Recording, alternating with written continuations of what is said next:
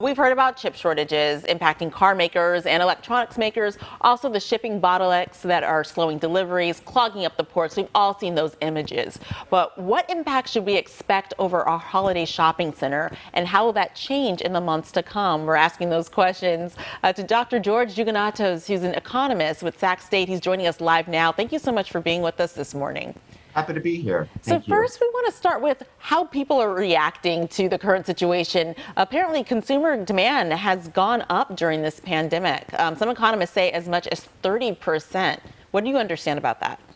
Right. Well, at the moment, it seems as if consumers are heeding the warning of retailers and shopping early. There is pent-up demand. There's been good economic growth, good income, and so they're out shopping.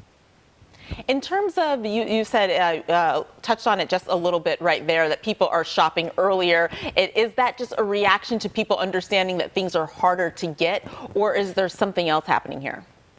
I believe so. And it's unusual now to be out shopping in person. They've been mostly online, it seems. So it's a good break. I think they might find it relaxing to be out, frankly. Can we talk about that shift a little bit more? Because I find that fascinating, that shift from going back in person from online, because we know even pre-pandemic, there was the trend of moving more online. There was doom and gloom for the brick and mortar retailers. Long time established historic retailers were closing doors as so many people were moving online, and then the pandemic putting distance between us. But now that we have people going back in person, is this just a little bit of a blip on the radar, or are we shifting back to an older way of doing things? Well, I'm not sure if we're shifting back to the older way so much, but I think it's a good change people are seeing. And I believe they're shopping more locally. There's a lot of local boutiques and small retailers that can provide wonderful gifts, frankly.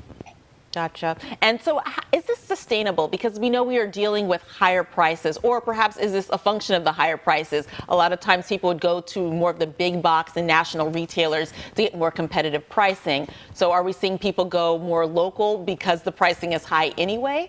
And so what should we expect in terms of this behavior? Is this local shopping here to stay, or is this just until the prices bounce back? Good understanding of economics, I must say.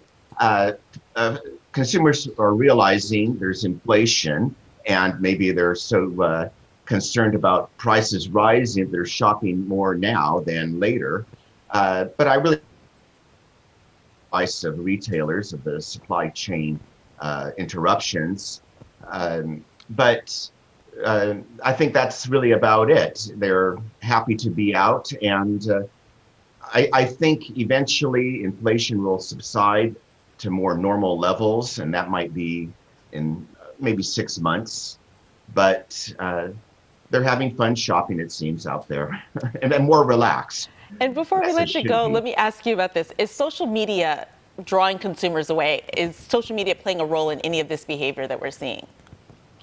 Only in the sense of concern about the shortages and so forth, as I see it. I'm hoping consumers are staying away a little bit more from social media and thinking more clearly. But I don't think it's a big deal, really, in my view. They do see some news about shortages and interruptions. My biggest concern, frankly, about interruptions is for business equipment and big ticket items for consumers, cars and appliances. Gotcha. Not so much the smaller things that you might be shopping for around the holidays. Well, thank you so much, Dr. George Giuginatos with Sacramento State University, helping us get the economics, the science side of what is going on with our daily shopping habits and how, as we're heading into this holiday season. It's 9:17 now. You're welcome, but I could add one more little thing. Don't forget, you can always buy shares of stock for your kids and reinvest the dividends. They'll love that for you. Perfect. So if you really have the urge to just spend that money burning a hole in your pocket, there are some smarter ways to do it rather than just spending it on things. Thank you so much. You're welcome. Thank you.